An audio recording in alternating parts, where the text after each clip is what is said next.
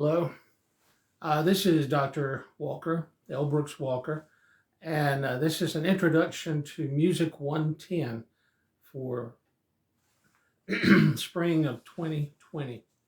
A couple of things to explain before I get into the full introduction. First of all, we are doing these classes online. That's due to I am going through cancer treatments, and supposedly my immunity is low. So the doctor had suggested I not be in a room full of people. So that's why we're doing these online. I hope to get past this and be able to get into the classroom in the future. Excuse me. Having said that, that of course limits our contact to online and through videos. I will be using some video lectures and some I'll simply put in a narrative that you can read through.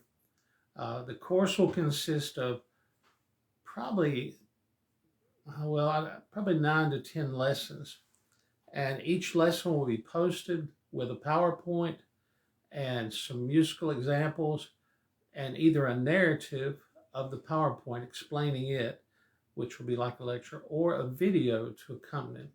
I must say most of the videos I do toward some of the latter lessons. There will also be written assignments, and they'll be spelled out on the syllabus, and the test will be posted. Now, I've already posted some of this work, and some of you are looking at it. I've already had a little confusion. The idea is to download the test, fill it out, and then email it back to me. And the email that you'll use is on your syllabus. So I encourage you to, if you've got your computer handy, you can pause for a second, open your computer, and pull up the syllabus, because I'm going to go through that here in just a moment. So like I said, if you want to, pause and we'll start. Now, on the syllabus, I'm looking at mine. I wanted to go through and explain a few things. First of all, the class, there's some confusion because some people think if you signed up for Music 110 that you start Monday morning. The fact is there are 2 sessions. Spring 1, which goes from Monday morning until March the 14th, and then Spring 2, which picks up, I think it starts the 14th and goes through May the 4th. So if you've enrolled in Spring 2, you've got 8 weeks that you can wait. Now, some people have already, in Spring 2, have already started working because they saw the lesson posted and they thought, well, they'll get ahead. Got no problem with that. You can get ahead all you want. I'm going to post the lessons for Spring 2 so as I go along. So if you want to do the work, here's all I ask. Do it, but hold it. Keep it in a folder. And then after March the 14th, you can send that folder to me or send all that work to me. The reason I do that is I've got 2 classes right now that will be going on. One is Spring 1, and the other class is the dual enrollment class. There are some dual enrollment students in Spring 1 and Spring 2, but then there's a whole nother class in dual enrollment. So I'd like to be able to give priority to grading Spring 1 and dual enrollment grades first. So if you're in Spring 2, you can do the work, but all I ask is hang on to it and send it to me in bulk in March, after March the 14th. If you're not sure which class you're in, you need to clear that up right away. The letters are a little different this year. Like you've got Spring 1 is called Music 110 4Z2. That 2 is confusing. Spring 2 is Music 110 4Z3. And then the dual enrollment class is 4H or HD4, I think it is. So don't be confused, or try not to be. Now I'm looking at a syllabus right here, and it lists the Spring 1 intro 110 4Z2. It's online, and you have my name there, L. Brooks Walker. Right underneath is my phone number. Now, if you have questions, you can either text, and if you text, here's a problem I ran into on several occasions is people will text me and then just start talking as if I see their name. I may see your phone number, but I don't know who you are by your phone number. So always start out by saying, this is so-and-so in such and such class. That way I know who I'm talking to and where to look. Below that is the email. I have to clear up one thing here too. That email is Walker L8. L. If you want to put a capital L in there, that's fine, because I've already had some people have trouble getting through because they read the L as an I. But it's L8@mailboxsc.edu. That is our USCL email. Now, from there, and I'm going to be looking over to my side quite often as I read this off, but from there in the syllabus, you have general rules, procedures on the online class, and I explain things like all assignments will be on Blackboard. They'll be posted. Usually I'll put an announcement and say material for lesson 1 is posted, material lesson 2. I think right now I've posted 3 lessons in every class, so you can start work on that. Some I already have. And here's some good news. By doing the class this way, I don't give a midterm exam. Every test that I give is weighted the same. There's no final exam because the final test will count as your exam. So as we do a lesson, you'll have a test and we'll work our way through. Having said that, that means that you can actually finish the work of the course, or essentially finish the course on your own at your speed. Some people could do these lessons in 2 or 3 weeks if they focus on that. However, I know you have other classes. But what I would suggest is I'm going to be posting at least every week or every other week. So just follow that schedule. When you get a lesson, do it, send it in, and then wait for the next one. That way, I'm not overwhelmed and you're keeping track of things and doing it one lesson at a time. Again, it's up to you. I've known some people who would wait and do 3 or 4 lessons and turn them all in. That's okay too. If you're thinking, well, I'm going to wait and do all my lessons the last week, I would not advise that because it does take a little time. Now, here's the good news about the lessons and the test. I give you the PowerPoint, I give you a lecture or a narrative, a written narrative, and the test comes straight from those things. So, obviously, when you take the test, you have the answers right there with you. All that's required is a little reading and a little searching, and you shouldn't fail. Unfortunately, I still have people that think, well, I'm going to take the test and I'll look it up and do it in my own words. I would rather you use the verbiage that's in the PowerPoints or the lectures. Most of these, particularly with defining terms, it's just a matter of taking the test and looking back at the definitions in terms of filling it in.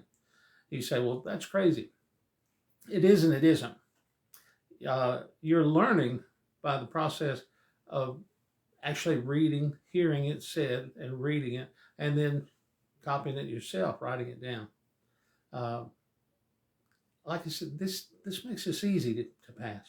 And I do that for specific reasons. For one, I want you to pass. I would like everybody to get an A.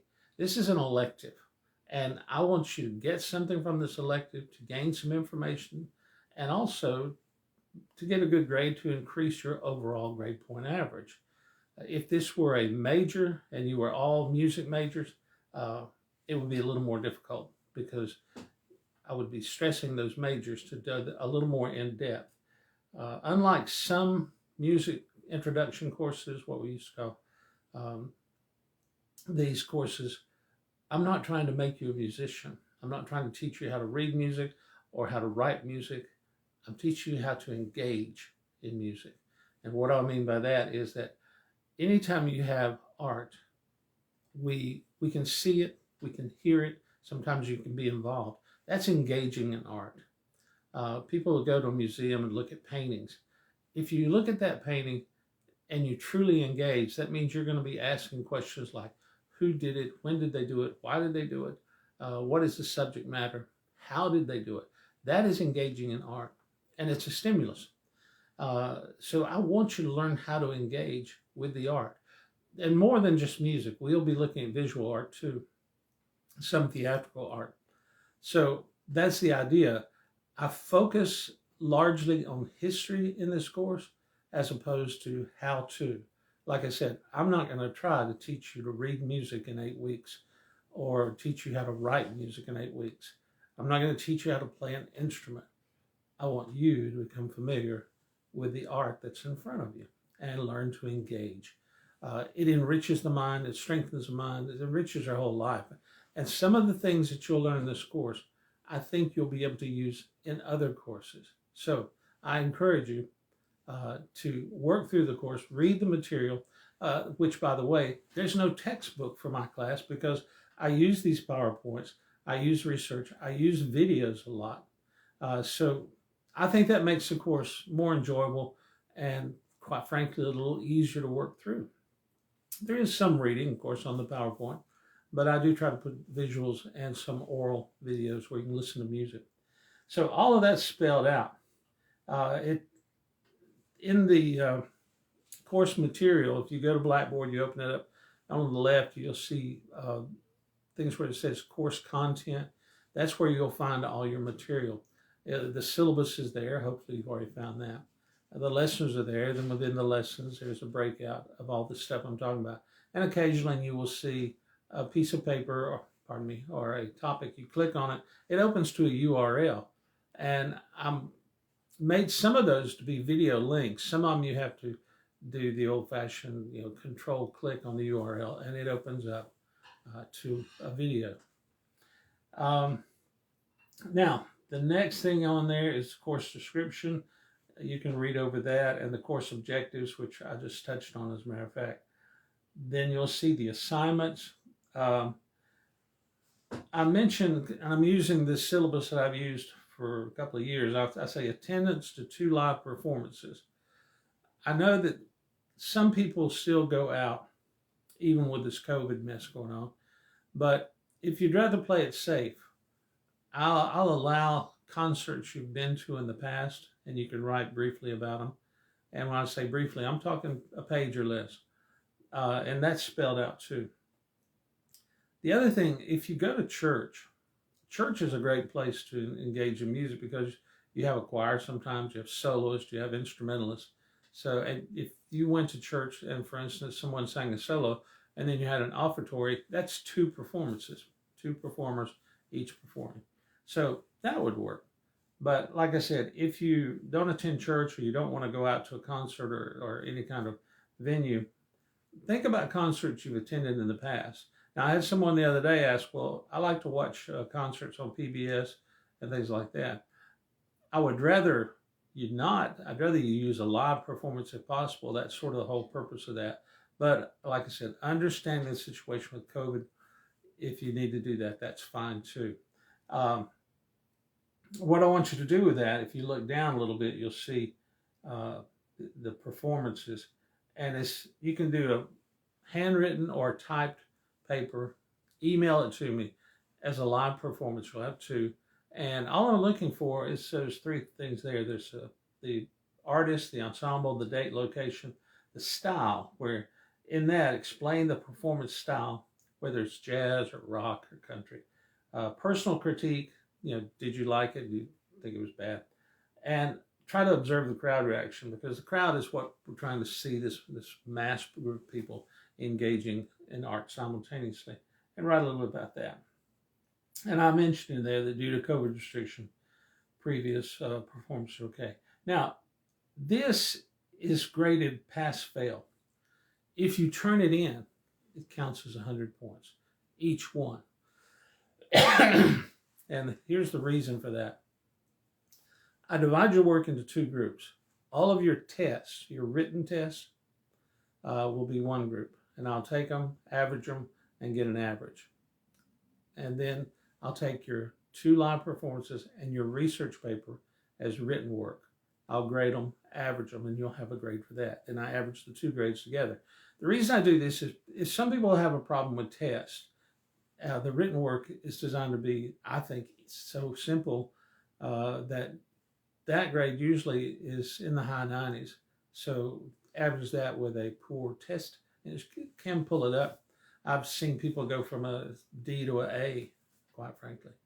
And so again, I'm doing this to make the course accessible and something that you can enjoy and do well in for your sake. The other written part, the research paper, which is mentioned here, is a 5-page paper, and it's explained. I even have a rubric. This I grade a little more stringently than the essays. It's not pass-fail. But at the same time, I'm looking primarily for content and readability. And you can see that in the rubric that's on down there. You'll see how I sort of focus and allot points for things like the formatting, the margins, and all that sort of thing. But then I grade pretty heavily on the content and on sentences. Make sure you make sense. Where most people have a problem with the research paper is in citations. I would like a works cited page at the end, but I'd also like citations within the paper. That's what makes it a research paper. So if you have something that you get from an outside source, which I hope you have plenty of those, at the end of the paragraph or at the foot of the page, you can either footnote it or you can do what's known as parenthetical and cite it right after the paragraph. That's just put parentheses, put the source, and close parentheses. So often people do not do this, and that's a pretty big several points off. So make sure you do citation. And it's not a shameful thing, by the way. If you're citing, that doesn't mean that you're not intelligent. It means that you're doing exactly why you came to school. You're learning. And the way we learn is to look at what other people have said and get their viewpoints. A paper is quite often taking the research, the citations you're going to put in your paper, and either agreeing or disagreeing or adding your opinion to it. So don't feel like you have to know everything. I've had people that write an entire paper on their opinion with no citations. I thought, well, that's great, but how do you support your opinion? You need positive and negative feedback. That's why we do research. We compare what others have said, and we either accept it or reject it, and that formulates our opinion. So do your research paper properly. Now, you'll notice it says due date on the research paper. Let me tell you about all these due dates. If you're in, say, spring 1, which ends before March 14th, go back to the week of March 7th, and that week is when I'd like you to turn your work in. And that's everything. You can turn in your work anytime, but it has to be in by that next to the last week. I used to say, I think here it says 2 classes before the last class.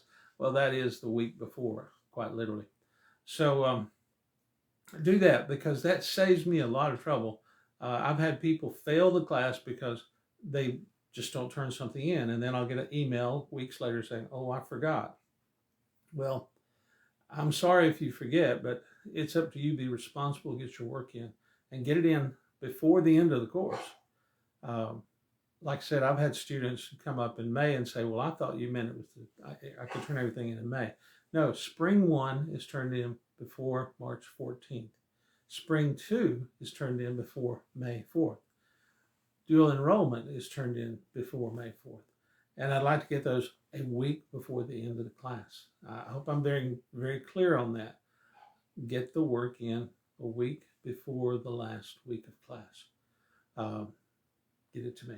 Now, after that, you'll see, I'm sorry, by the way, I don't have a specific date. I don't have my calendar in front of me, but just look at the dates of class. If March the 14th is the end of spring 1, then obviously March the 7th would be the week before that. May 4th is the end of spring 2 and dual enrollment, so obviously the end of April, last week in April would be the date for that. You'll see the evaluation, which I just went over and break it down. 50% for all tests, and then 10% for the 2 live performances, 10% each, so that's 20. And then 30% on the research paper, so that adds up to 100%. I give it sort of a simple syllabus that outlines how the assignments go: the topics, aesthetics, acoustics, Middle Ages, Renaissance, Baroque, and Classical. I've combined some of those, but I'll probably be breaking those out to the individuals. The performance, as I explained, the research paper, I explained it, but here's the idea for a topic. Rather than give me musical biographies, because that's pretty simple, I want you to engage in this a little differently. You'll notice it says that, golly, something in my throat. But anyway, music can reflect and reveal the characteristics and customs of a country, a race, and a culture.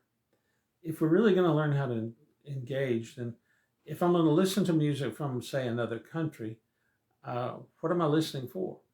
Well, obviously, it can reveal such things simply as language, style of music, but it also gives you a peek into the culture. If you listen to, say, Japanese music, where extensive use of a koto, they're one of their favorite instruments, you get this honing refrain, and you get beauty and simplicity and a certain discipline, and suddenly you begin to realize that's one of the key ideas of Japanese culture.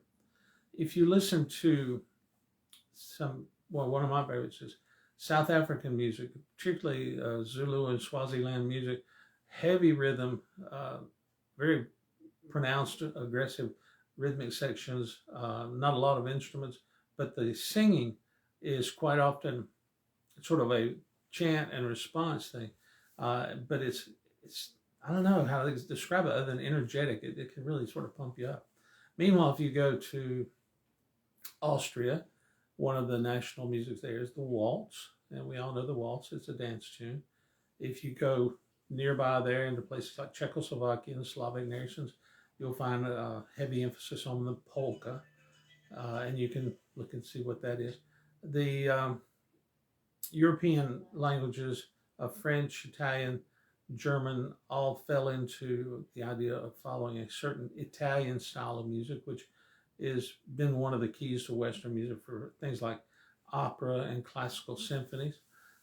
Come to America, and you've got quite an interesting mashup of things. Of course, our music that's created here, only one that's totally created here, is twofold. One is jazz, which is fascinating. The other is Native American music, which we didn't used to pay a lot of attention to it until the turn of the century.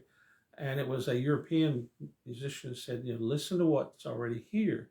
And today, I don't know if you're familiar with some of it, but I think the name of the group is the Red Hand Tribe. If you look on YouTube and listen to some of their music, they take Native American songs, traditional songs, and mix them in with electronic music. And they're one of my favorite groups to listen to. In my gym days, I would work out to their music because it's really, I don't know, it's another one of those will pump you up. But that's just what I'm talking about. I want you to look and find a culture, whether it be European, Mediterranean, American, Middle Eastern, Oriental, anything, India, which has just tons of wonderful rhythms. But once you look at that and write about that, let that be your research topic. And the question you're trying to answer is, does music reflect or shape the culture it's in? And I'll tell you ahead of time, it's going to be a little of both. But the reflection or the shaping of that culture is pretty dominant in these different countries, where it will reflect what people do, but it also helps to shape what they're doing now. Our music in the 50s, rock and roll came along and shaped it. In the 60s, it was still rock and stuff. But then in the late 70s and 80s, hip hop was born. And hip hop has become probably the dominant musical source in the country now as far as popular music. But you still have everything from jazz to classical to just so many different genres. But you're free to choose what you want to do with that paper. After that, you'll see the idea of how to do citations. I give you some examples. Now, I will say, and I don't think I put it on here, I may have, but in my day, back in the old days, we used books, magazines, things like that. We didn't use internet websites because we didn't have the internet. You have grown up with the internet. And so a lot of people do all their research on the internet. Our libraries are more of a place to go and study rather than to research. But there's a lot of books that you can use. But there's a lot of things I know you're going to find online, and that's okay. Here's where the English teachers get mad at me. I don't insist upon a strict citation of the online sources, there are two things I'd like for you to look at. One thing I want you to do. First of all, if you can find it, find the date of when this citation was made, because some of the older citations that are still on the internet, they never go away. That stuff is outdated, and maybe people have come along and said, well, we found that's not true, or this is better. But the other thing for me, just so I can cross-check your references, is put the URL in there. Once you have the URL, it sort of becomes a point of contact, and I could just go to that URL, type it in my search bar, and boom, I'm where you were, and I'm looking at what you looked at. And that's important because sometimes people will read something online, they might misunderstand it, or they might read through it too fast. You have to be careful of that, so take your time. But I do want your citations. Then finally, the last thing, you'll see an actual copy of the rubric. I used to tell people to put this with the paper, but you don't have to, because now we're not turning in a hard copy. You're sending me an email that has the paper attached. Having said that, it's hard to return papers that way, or even tests. I'll get it, I'll grade it, and then I archive it in my computer to where I have access to it. That becomes proof that you've done the work, because I've often had people come up who didn't turn in work, and I say, well, I sent that to you. Well, trust me, if you send it to me, it's going to be archived in my computer. If it's not there, either you didn't send it or what you sent didn't come to me, and that's happened quite often. I prefer you send all work through the email address. I know Blackboard is set up to where you can send it through Blackboard, and some people do that. But the problem I've ran into with Blackboard is, on occasion, one class, about, I think it was the spring of 2020, I had students sending stuff through Blackboard, and none of it arrived. And then I had others who sending it from another class, and it all arrived.